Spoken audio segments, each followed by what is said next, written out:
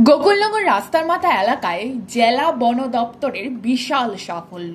গোপন খবরের ভিত্তিতে অভিযান চালিয়ে গোকুলনগর রাস্তার মাথা এলাকা থেকে একটি গাড়িতে প্রচুর পরিমাণে অবৈধ চেরাই কাঠ এবং একটি নাম্বারবিহীন কমান্ডার গাড়িতে দুটি অবৈধ গাছের লক, একটি সমিল, একটি জেনারেটর সহ একটি অ্যাপাচি বাইক উদ্ধার করে বন দপ্তর কর্মীরা শনিবার বিকেল ৩:৩০ জানা যায়, গোপন খবরের ভিত্তিতে ডিস্ট্রিক্ট ফরেস্ট অফিসার সুমিত দেবের নেতৃত্বে বিএসএফ জওয়ান, যাত্রাপুর ও মেলাঘর অফিসে বন দপ্তরের কর্মী শনিবার বিকেল ৩:৩০ গোকুলনগর রাস্তার মাথা এলাকায় অভিযান চালায়।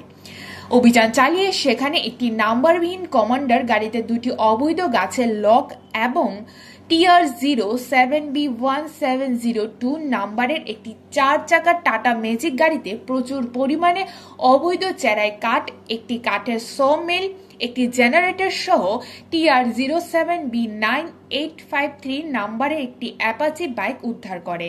জেলা বন দপ্তরের আধিকারিকরা অভিযানে আগাম খবর পেয়ে বনদস্যুরা ঘটনাস্থল থেকে পালিয়ে যেতে সক্ষম হয়। পরবর্তী সময়ে সমস্ত কিছু উদ্ধার করে চরিলাম বন দপ্তর অফিসে নিয়ে আসে আধিকারিক। উক্ত ঘটনার সাথে জড়িত অভিযুক্তদের আটক করার লক্ষ্যে তদন্তে নামেন জেলা বন দপ্তরের আধিকারিক সহ অন্যান্যরা।